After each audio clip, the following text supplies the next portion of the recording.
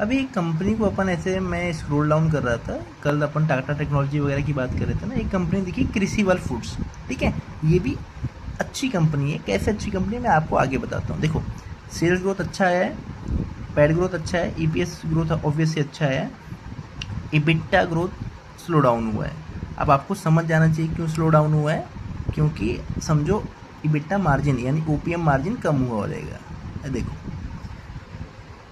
11-12% से ये 5% पे आया। ठीक है, अब क्यों कम आया, कैसे कम आया, इसका भी कौन कॉल जब आएगा तब आप समझ लेना। मैं ऊपर ऊपर से बताता हूँ कंपनी करती क्या है।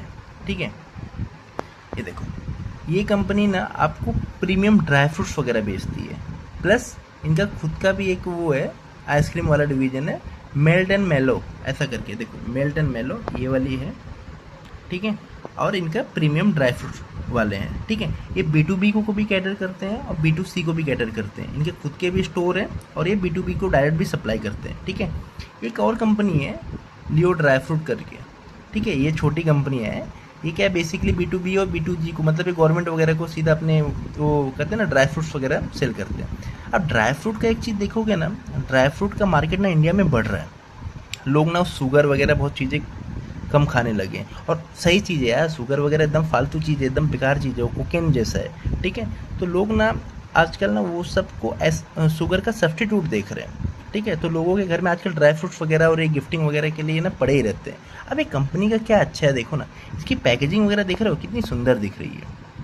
ठीक है, और ऐसी कंपनी मुझे अच्छी लगती है जो B2C जाना चाहते हैं, जो इनका खुद का ब्रांड रहता है। ठीक है, वो कंपनियाँ अच्छी अच्छी लगती है मुझे। ठीक है, अब देखो, अब ये क्या बोल रहे हैं ना कि इंडस्ट्री ग्रोथ के बारे में बता रहे। देखो ये क्या बोल रहे हैं ना भाई, ड्राई फ्रूट्स का मार्केट ना कम से कम 8 से 9% कैगर से बढ़ेगा, और आइसक्रीम का मार्केट 16% कैगर से बढ़ेगा, यानी बहुत शानदार नंबर्स हैं। ठीक है, मैं यहाँ पे इंडस्ट्री की बात कर रहा हूँ। अब क्यों बनेगा, क्यों बढ़ेगा भाई, आज लोगों के हाथ में डिस्पोजेबल इनकम यानी ऐसी इनकम जिसको खर्च कर सकते हो। मान लो आपकी पगार है 15 लाख, लेकिन कटकटा के आपके हाथ में 12 लाख आ रहा है, तो आपके डिस्पोजेबल इनकम होगी 12 लाख, क्योंकि 15 लाख से पेपर पे वो पीएफ और टीडीएस वगैरह कट जा रहे हैं, एग्जाम्पल समझो, लेकिन आपके हाथ में तो 12 लाख आ रहे हैं। ठीक है, तो वो उसको बोलते हैं डिस्पोजेबल इनकम, वो बढ़ रहा है। पब्लिक क्या कहते हैं, शहरों में आ रही है, आजकल यंग जनरेशन बहुत ज़्यादा है। ठीक है, तो ये सब की वजह से ये सब आइसक्रीम वगैरह के कंजम्पशन ज़्यादा बढ़ रहे हैं। ठीक है, आपको समझा, बिजनेस मॉडल समझा, बिजनेस मॉडल इसका यही है। ठीक है, अब दूसरी चीज़ें समझने वाली क्या है, देखो इनका अगर आप एक कॉन कॉल वगैरह देखोगे, इनका सबसे पहले नंबर्स देखते हैं।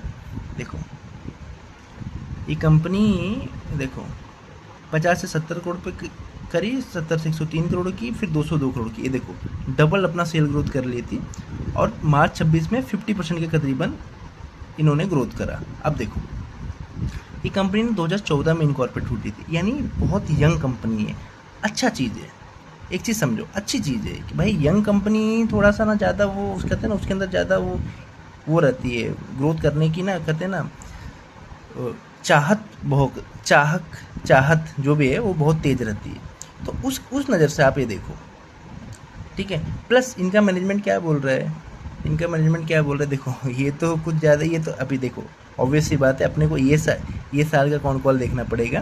तो ये साल का कौन कॉल आएगा ना, तब थोड़ा अपने को ज़्यादा आइडिया आएगा। फिर भी ये क्या बोलते हैं मालूम, हम ट्रिपल डिजिट से ग्रो करेंगे। देखो 2027-28 में ट्रिपल डिजिट मतलब समझ रहे हो, यानी डबल करेंगे भाई अपना रेवेन्यू। अरे भाई इतना अगर शानदार कर रहे हैं, ठीक है, तो भाई इसका कौन कॉल अपने को देखना पड़ेगा। मैंने सिर्फ ऊपर ऊपर से कौन कॉल देखा ना, इन डेप्थ अपन आगे जाके एक अच्छी बड़ी वीडियो में कवर कर देंगे। ठीक है, अगर ये 100% से ग्रो करेंगे, ठीक है 100% से ग्रो करेंगे, तो समझो ना, आज आप 100% भी मत मानो यार, आप देखो 50% तो मानो कि भाई 50% से ग्रो कर लेंगे।